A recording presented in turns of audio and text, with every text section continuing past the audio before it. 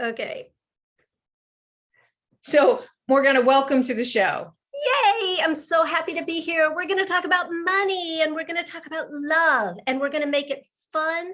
And most importantly, we're going to make it safe. And the reason I say safe is because human beings have a really complicated relationship with money. We're consciously, oh my God, we know we want it. We want to spend it. We see all the great things we can do with it. But we also see and have experienced money as the limiter and the number one excuse human beings give for what we can't have, do, or be. So money becomes like the monster of limitation. And we know it on a deep level, no matter how well we're doing. And so we want to have a better relationship with money, what I would describe as a less dramatic, but really happy, secure, expansive relationship with money. Like a deep, fulfilling relationship, right? Right. So, right. Like I want to say what I think is fun about this whole, relationship idea, right? Is I talk about that as well. As I say, in my talks that some of our most important relationships are our time, our money, our health. And we never spend any time really thinking about these relationships and how we're showing up in them and what they really mean to us. So I love that we're going to except when something goes wrong, right? When we usually don't blame the relationship, right? We blame ourselves or we blame someone else, right? But getting into that. We blame time all the time. We do. Yeah. And then we think about health when it's not there, and then our body becomes the enemy. And we think, but we resent money all the time. Every time we say, or we're told, oh, we can't afford it, money became the bad guy that got in between us and our dreams. And then as we get older, especially women, we want so much to be liked and to be nice that when somebody is selling us something, we're like, oh, I'd love to, but I can't afford it. It's like the easiest scapegoat in the world, which is so unfair. Right. The big ugly head of scarcity, right? Right. So it's telling the person we're talking to that money is a limiter, and unconsciously we keep telling ourselves we can't afford it and that money is the barrier, and that's giving all our power away to this invisible entity, money, and it becomes a real relationship. So it's imaginary, but on a psychological, emotional level, it's totally real. Yeah, absolutely. So, how do we get caught up in this, relationship with money how do we change our relationship? Let me back up. How do we, one, identify what is our relationship today? And two, how do we change it if we don't like what we see, or that's not the relationship we want to have? I'm so glad you asked that, because most people just jump straight to like, yay, yay, yay. How do I make money fall in love with me? How do I have a great relationship? You cannot get there without getting really honest about where you are. Yes. And there are so many incredibly well-intentioned law of attraction and positive thinking coaches out there. Yay. But if you just go into like la la land and do your affirmations and pretend what is true isn't true, right, you just create a bigger disconnect with yourself, and it doesn't solve the problem. It's sort of like if you get a snake bite and you put a Band-Aid on it, the poison's going to go inward. You need to suck it out, and you have to do that by getting super honest about everything that's wrong first. And it creates this tension and this leverage like a slingshot.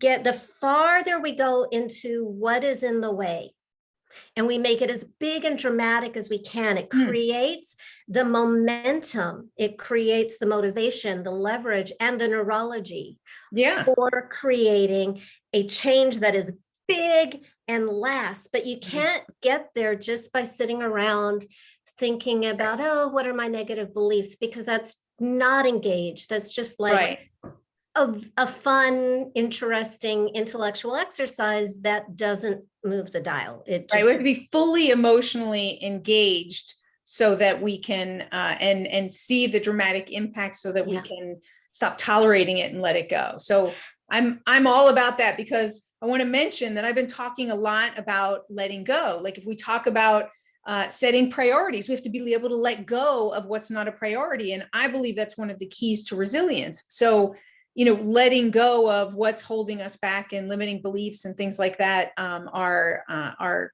I'm sure essential in this process as well. Well, and it tends to be harder for women because women, our brains are so integrated that we multitask and we have lots of priorities at once. And it tends to be harder for us to set single priorities than men.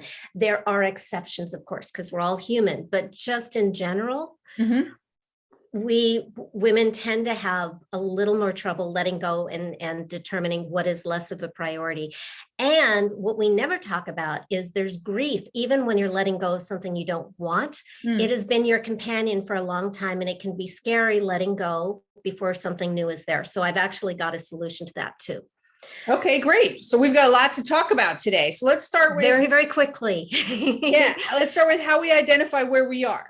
Okay, the biggest secret, and this is like make or break, because it's not anything you would expect. It's sort of counterintuitive, is the root cause of your money block is never actually about money.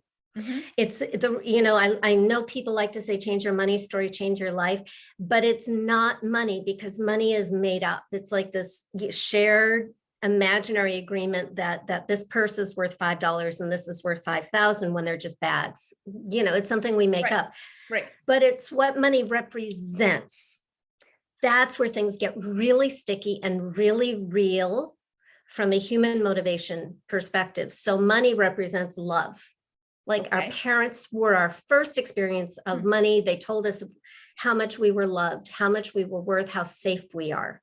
So it's money, worth, and safety. And in the United States, just our right to exist depends on if you can pay a hospital bill.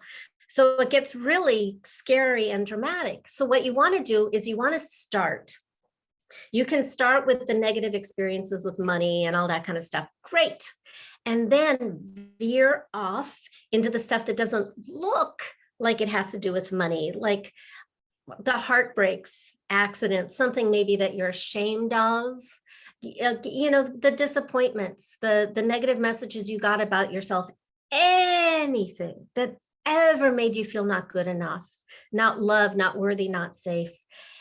Eating disorders is a great place to look. But as I'm speaking to you now, whatever just pops up that may from your grown-up eyes not even look like it's a big deal, but there's some juice there, that's where you want to go. And the root cause is that experience that created these beliefs about you not being enough, not lovable enough, not worthy enough, and not capable enough, and not safe. Anything in the world that has made you feel unsafe is golden here. I call this process alchemy, financial alchemy, because alchemy is transmuting lead into gold. And we're taking those leaden human experience that you've already had. So you've already paid the price of admission. You don't have to do it again, but we want to milk it and make it work for us and create like that slingshot that I'm pantomiming here that will catapult you over to where you want to be. So you want to make it big enough that it's like, ugh, like, ugh. Right. You want to feel that emotion. What I'm hearing you say is I want to make a list or get into those top moments where you felt like you weren't good enough, you weren't loved. And so how do we do that? Just like recognize them. Some people might like, this might be really, do you want them to take it to a level 5 or a level 11? Because some people, I want you to take it to a critical mass. I don't want you to go so far that you are re-traumatizing yourself and dissociating. Dissociating is bad. That's what I want to make clear. That's what I want to make clear so that people don't get themselves in a position that they can't get out of. That's the trick. That's the trick. So, it can be different ways. It can just be in your head. It can be writing it out. I find that if there is a safe, non-judgmental person who can just be your witness. And in the time of like on again, off again, pandemic shutdowns and being safe, you can do it over the phone. I have. To have just the presence of a witness that you can like verbalize and talk yourself into it with, who is not going to interrupt, is not going to minimize, is not going to try to coach you, please no, Right. and just lets you get there. I find that that is like a safety line that helps you go deeper and know that you can come back, but it has to be somebody who's not going to interfere and not going to judge. Right. Could it also be, so I've had the experience and I've used this method where I'd close my eyes and I'd imagine that I'm talking to someone that I feel safe with. I love And, that. Yeah. And am sharing, something that's sensitive and difficult. And you still want to go into that horrible Yes. ick, like this is awful. What you really want to do is you want to dump everything into your root cause that you don't want in your life experience. And you can make it really personal, but you can pile in things like bigger things like sexism, racism, Okay. human trafficking, yeah. whatever Get you gets pissed you off. up. Yes, because it's the emotional state and the Yeah. full engagement. And then that's only step one. We have 6 steps, but step 1 and 2 are usually where I spend the most time. Just to get there, just enough. It's like you're a lawyer in the court of the universe making a case for why the universe is awful. And when you get enough to believe it, then again, we're creating polarity. There's no magic in neutrality. It's like just being stuck in mud. So we're creating polarity. And then step number 2 is where things get weird, which is now we are going to personify the root cause, meaning we are going to invent that there is this imaginary monstrous person who is not you and not your parents. And that I'll explain that when we get to step 3, who is responsible for every horrible thing that has ever happened to you that you've ever felt bad about. In fact, the worst things that you say to yourself, I love using this. Imagine the worst thing you've ever said to yourself. And now imagine that it's this other being whispering in your ear in your own voice to trick you into not, just hating yourself or feeling bad about yourself. And we make we want it to feel real. And it's really important that we make it a personal. It doesn't have to be anyone you've ever known, or it could be some, grand historical person that you've never met, but it needs to feel real and it needs to feel personal and directed at you. And the reason for that is because until then, everything is an abstract concept, and abstract concepts are just sort of floaty. Mm-hmm. So we want to give it a name. Yes. You can. I call it the money monster. If it has a name, great. If it doesn't matter. It's just the some of us are like really easy visual, and then some of us, me, are not. When I kind of accidentally went through this process in 2003, my monster just showed up in my mind's eye when my coach on some weird day just said, Morgana, if your money was a person, who would your money be? And I happened to be in such a dark place at that moment that I saw my money instantly was this big, dark, scary, not dark, but big, scary, violent biker dude with the, long sideburns and the tattoos and just terrifying, because I knew he was bad. And all of a sudden, all of my financial challenges made perfect sense, because no matter how I was applying myself consciously, subconsciously, I was protecting myself. So we make money because this biker dude was showing up and he was bad to the bone, right? Yes, exactly. Right. It's real to us. We have experiences with human beings. We know how to end relationships. So step number 3, when it feels real, like I could ask you, does this person feel hot or cold? Big? How big is it? What does it smell like? What do his eyes look like? We just kind of flesh it out. Right. Until it's like clear on the characteristics of. Yeah. Mm-hmm. And ultimately it's really, really dangerous. All bad, no good whatsoever, which is why it's not your parents. But if you had monstrous parents, it used your parents to hurt you. Because when we get to step number I like three, that. when we get to step number three, we get rid of the monster. My mom was into this show called Highlander back in the 80s. Some kind of, I don't know, supernatural, Right. thoughtish guy, but and there was this, I didn't watch it, but I remember there was the slogan, there can only be one. And so in this moment, it's you or the monster. Only this, the natural end result of this monster's impact in your life is really to crush you to the point that there's no point in living. So you want to say, no, you don't get to be here. And step number three is you annihilate it by any means necessary. And I encourage you to get like super dramatic and pull out weapons and be a monster slayer in this moment. Victimhood tends, and we are using victimhood in step number one. It's sacred, it's valuable, or it wouldn't happen, but it tends to have this very kind of heavy, cold, damp feeling, and this like warrior energy is more like rising hot, fiery energy. So we want to just like purge this thing from existence. It's binary, it is or it isn't. Make sure, I can see it in my mind's eye right now. Like it's, the tongue is hanging out as I'm stabbing it and hitting it this way and that way. And I'm kind of playing this in my head. So I'm liking it. Awesome. And when it's dead, get rid of the bloody bits. We don't want any zombie monsters coming back. All right, I'm going to put it in the incinerator. Great. All burn up every single ash. Excellent. Sometimes I say sulfuric acid is useful, and a cosmic vacuum cleaner to I love the incinerator until when it's all gone. You feel it because it's been with you your whole life and maybe back generations. So what I look for at the end of step three is, does it feel different? Is there an emptiness there? And the emptiness may feel great, yay, light, easy. And it also may feel like there's some grieving or even some fear of like, whoa, what's next? By the way, those are also perfect, great signs. You are acing it. So step number four, now we get into the fun part. Yes, there is a fun part, I promise. When the monster is gone and with the monster, you put in everything that you reject, that you do not want to make space for in your life, that doesn't get to exist in your life experience. All that's left is love.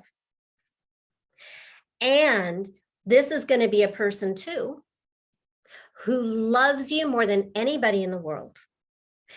I find from experience, because I've coached thousands of people now, that a romantic dynamic works best. Okay. And if you have such, trauma in your background, that isn't safe for you yet, fine. You can have it. It can work. This can work for you too. But I will say that if it is a romantic partner feeling, and sometimes it looks like your type and sometimes it really doesn't, but he's hot and you like him or her. Right. One of the rules is, because this new partner loves you so much, this partner will always respect your boundaries, is never going to be predatory. You kind of set the pace of the relationship. And what this does is not only change your blueprint for relationship with money, but it will also change your blueprint for relationship with everybody else on earth, especially romantic relationships. 4 is that you meet your money honey. And what I like about this is usually the money honey just shows up and he or she is their own person. And it feels like they've been there forever, but you never noticed them before because you were like getting jiggy with the money monster and the bed's not big enough for all 3. Right. The value now of having a money honey who loves you. Sounds like, wait, I have to jump in for a second, right? It sounds a little bit like Dorothy came up for me, like, she's clicking her heels and she had it all this time, right? It was there with her. She just had to discover it. So there you guys, you've all had it. You're having your Wizard of Oz moment. It is. It feels like that was my experience. I was like, oh my God. Yeah. This handsome romantic guy My first money honey, he was like this young romantic guy with, very clean cut in a tuxedo, carrying a bouquet of red flowers, in love with me and wanting to woo me, which is the weirdest thing that I think I've ever experienced, because I never thought of money loving me or being personal or Mm-hmm. worthy of love or trust. Mm-hmm. And I could feel how I'd been breaking his heart for years. So part of the thing is, now you have all this power in the relationship. So you go to step 5, which is now you have a conversation, because this money has this personhood. So he or she has a voice. And so I asked my money honey, what do you need from me so you can stay with me? And I still have that conversation. With the underlying presupposition that this person desperately wants to be with you, but you're the doorkeeper and you will push it away when you go into fear. So you have that conversation, and then, and you can also ask, like, should I go into this business? Should I work with this partner? Should I hire this coach? What do I need to learn to let go of this negative pattern? Any of that. And you get an answer back very often so quick and quiet that you can pretend you didn't hear it, or do automatic writing, just however you best get your information, just go with that. And that's step number 5, is have that conversation with your money honey. And then step number 6 is take concrete, measurable action, because if your money honey says something like, I want you to love yourself, that's great. But I don't know anybody who can do that 24/7 for the rest of their lives and, get 100%. But when we have a concrete, measurable action, that's something we can check off. Yes, we did, or we didn't do. And it makes it more real. It takes it out of the ethers and it puts us in our body. And if you want real world results, you need to take some physical action, even if it doesn't look like it has anything to do with money. If you have a conversation with your money honey and it's like really clear, he's like lit up like a Christmas tree. Yes, let's go dancing. And you say yes, then do it. And that's when really interesting things happened. Like Katie Curtin went skating and came home and got a phone call giving her $10,000 without even asking. It's weird stuff like that is what makes coaching so much fun. But Right. that's the 6th step. Very cool. I like it. And, as a master NLP practitioner, I just want to reinforce to the listeners that all of this works. Like, as crazy as it may sound, this gets right to the unconscious mind or subconscious. Different people say different things, but basically it gets underneath the hood and it rewires everything. So I just want to reinforce that this is really powerful imagery, and then when we use metaphors and personas and the way that you've developed this process, that people can really find amazing, massive results from this. Thank you. I got my master's in NLP also way back in 2005, which was like, I was already doing this, but why it worked suddenly made sense. It was really validating. And there's that common NLP notion that, like, if your conscious mind is going this way and your subconscious mind is going that way, the subconscious, and I'm pointing in different directions for those who are listening, the subconscious always wins. It's like, my teacher said, who determines where the ship goes, the captain or the crew? And it's really the crew below the deck that makes the decisions. So we need your conscious mind and your unconscious mind on the same team. And if money or love or health is inexplicably dangerous, and by the way, time, I also want to put in there time, since we are talking about take back time. Yes. And this whole shift in relationship with money is, I want to talk about afterwards, how that also can shift your relationship with time. It does, in the coolest way possible. So if you're protecting yourself from anything unconsciously, and again, it's never going to be what you think it is. It isn't that you're consciously protecting yourself from money. It's that protecting yourself from all these pains of feeling unworthy, unlovable, unsafe, and all that kind of stuff is going to show up in your relationship with money and your relationship with time and your relationship with love and your relationship with health, and feel wherever the problem spot is in your life. And you won't even know it until you dig underneath and you make it safe. And one of my favorite things to say is that change happens at the speed of safety. Mm-hmm. And by the way, tying into the theme of time, that means you can spend decades doing everything right, working yourself to bits and not getting results because the need to protect, the prime directive to protect always wins. The moment something becomes safe, things shift really, really fast. Can I tell you my time story? Yeah, please do.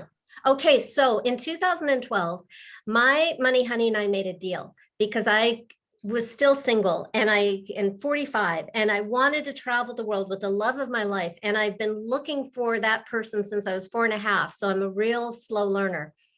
And so he told me that I just could not do that if I was, printing books and standing in the post office, mailing products and coaching too many people all at the same time. So we came up with my Morgana's Make Out with a Cute Guy business plan, which meant digitalizing everything, taking fewer clients, and my income quadrupled that year.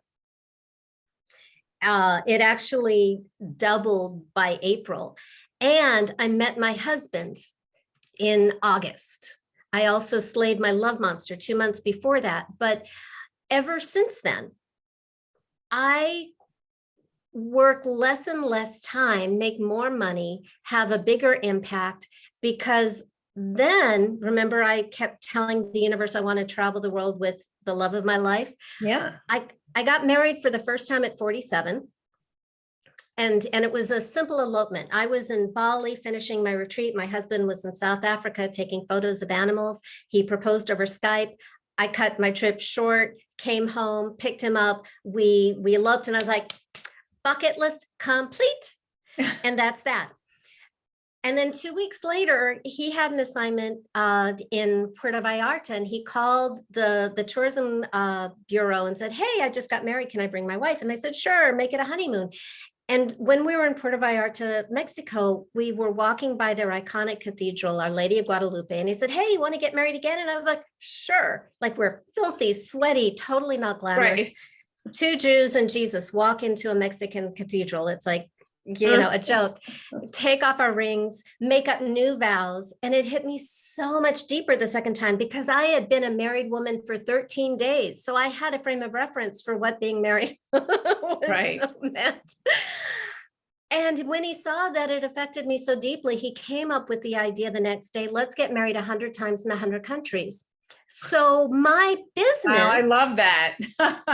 I steal How romantic is that? Do it. Now you have all the women on there like, get out of here. No, do it. By the way, we've been married 25 times in 20 countries since 2014. That's awesome. I still think it's less expensive than one giant wedding in Los Angeles.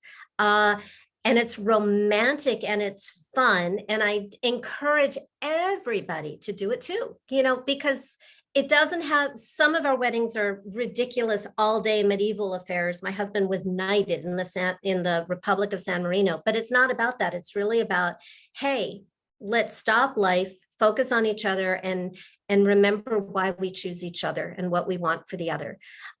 But it also means it's beautiful because you keep choosing each other, right? It's almost like, why do you get married once? Now that you say that, it almost seems logical, or I should say illogical, to only get married once. Why wouldn't you renew your vows every year to choose each other all over again, year after year?